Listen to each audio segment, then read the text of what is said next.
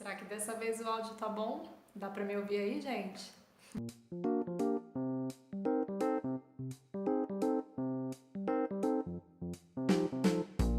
Oi pessoal, tudo bem? Tô eu aqui de novo dando sequência nos vídeos da Educaderia. Espero que vocês tenham gostado do primeiro vídeo. E conforme prometido, dessa vez nós vamos falar um pouquinho sobre os recursos para a gente poder fazer o registro e também a reflexão da nossa prática. Então, eu acredito que a principal questão para você, quando vai pensar em fazer o registro da sua prática, é qual é o objetivo desse registro, né?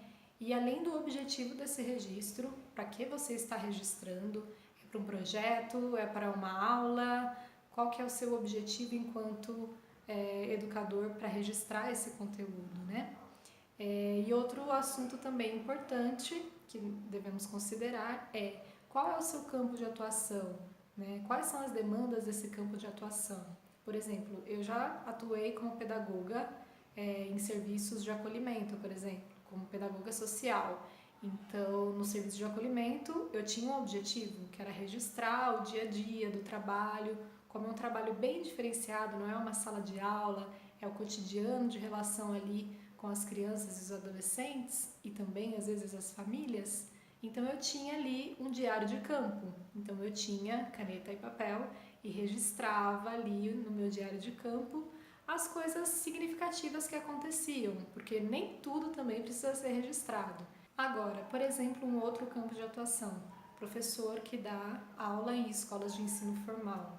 Às vezes é requerido desse educador que ele faça o registro em, por exemplo, portfólios, mas o professor pode utilizar um portfólio analógico, ou seja, ele faz isso escrito ou com recorte colagem, com fotografias, ou então ele pode fazer também, inovar um pouquinho, fazer um portfólio digital, pode ser um blog, pode ser utilizando uma ferramenta do Google, que é o Google Apresentações, né, que eu vou mostrar para vocês daqui a pouquinho, que eu fiz o registro utilizando o Google Apresentações, o registro de um projeto. Então vai depender muito do seu campo de atuação e do seu objetivo com esse registro, ok? Então vamos falar um pouquinho sobre os diferentes suportes que a gente pode utilizar. O suporte mais tradicional é um caderninho, papel, caneta, como eu disse no outro vídeo. Então, a parte escrita à mão, nós podemos utilizar cadernos para fazer isso. Mas você também pode optar por um registro mais tecnológico, né? Como o Eduardo, um professor de educação física que comentou na nossa enquete lá, falou que filma suas próprias aulas, né? Que eu achei bem interessante. Então, eu acredito que professores que trabalham no ensino regular, dependendo, tem alguns métodos que já existem na escola ou que já são exigidos para eles para poder fazer esse registro, né? Por exemplo, onde eu trabalho tem uma plataforma e a gente tem que fazer ali os registros das aulas, o planejamento e tudo mais. Outras escolas optam para fazer um portfólio, por exemplo. Mas aí tem várias formas de você fazer um portfólio. Você pode fazer um portfólio manual, onde você vai escrevendo ali no caderno, você pode colocar fotografias, falas dos educandos, que eu acho isso uma coisa super importante também, né? O registro da prática do professor não necessariamente precisa ser só com a voz do professor. Pode ser uma narrativa também dos educandos, dos estudantes. E quais são também os recursos que nós podemos utilizar para poder fazer esse registro?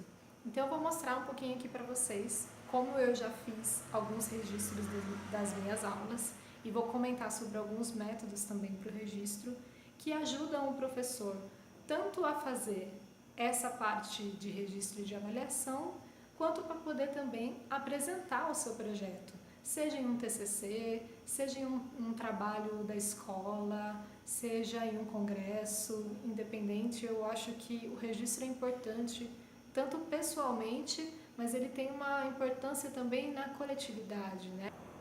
Eu vou mostrar para vocês aqui no meu tablet quais são algumas ferramentas, né, que a gente pode utilizar. Por exemplo, vocês já ouviram falar do Google Keep? O Google Keep é uma ferramenta do Google, onde você faz o registro em notas. E nessas notas você pode fazer uma forma bem interessante de organizar, que você pode colocar por cor, você pode colocar quais são os mais importantes, você pode elencar como temas, grupos. Então eu acho bem interessante, é uma ferramenta que eu utilizo bastante, se chama Google Keep, depois eu vou colocar aqui embaixo no vídeo para vocês darem uma olhadinha. Então, por exemplo, ó, o meu Google Keep, não sei se dá para vocês verem, ele é todo colorido, né? Eu faço registro, hoje eu tenho 7 grupos, né, na escola, grupos de português, e com cada grupo eu tenho um projeto diferente. Então eu preciso ter uma organização aí muito certinha para poder saber qual é a cor do grupo. E que eu acho interessante também do Google Keep é que você consegue fazer a parte escrita, então uma escrita digital, e você também consegue colocar fotografias, então você pode escolher imagem ou você pode tirar a foto, e você pode também colocar áudio. Então eu acho uma ferramenta super bacana. Tá gravando o áudio aqui. Eu acho uma ferramenta super bacana para o professor, né? Se organizar no dia a dia e conseguir também ter um acesso rápido, fácil a esses arquivos, né? E uma outra forma de fazer o registro também, que é escrita, mas que você pode utilizar um outro recurso, é o Google Docs. Os professores que já são mais tecnológicos podem utilizar o Google Docs, ok?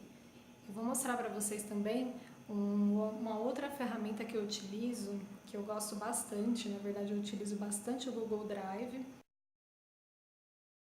Quem me apresentou, inclusive, o Google Drive foi uma super amiga, a Débora Calácia. Débora Calácia, você mudou a minha vida com o Google Drive. Então, lá no Google Drive, como que eu organizo os projetos, como que eu faço esse registro, né? Eu gosto bastante de fazer um registro, na verdade, utilizando todas essas mídias, né? Então, vou mostrar para vocês aqui um exemplo de um dos projetos que eu realizei no último período com as meninas da escola, e foi um projeto de mais ou menos uns 3 meses, né? E eu fiz o registro no Google Presentation, no Google Apresentações, né? Então vou mostrar para vocês aqui. Então aqui eu tenho as pastinhas, né? Eu tenho aqui a pastinha do colégio, deixa eu mostrar para vocês. E aqui eu tenho todos os grupos, não sei se está dando para ver. Todos os grupos, os períodos, e aqui é um exemplo de um portfólio que eu fiz desse projeto. O nome do projeto é Onde Vivo. Eu trabalhei aqui com as meninas sobre questão de cidades, vocabulário, que elas estão aprendendo a falar português, né?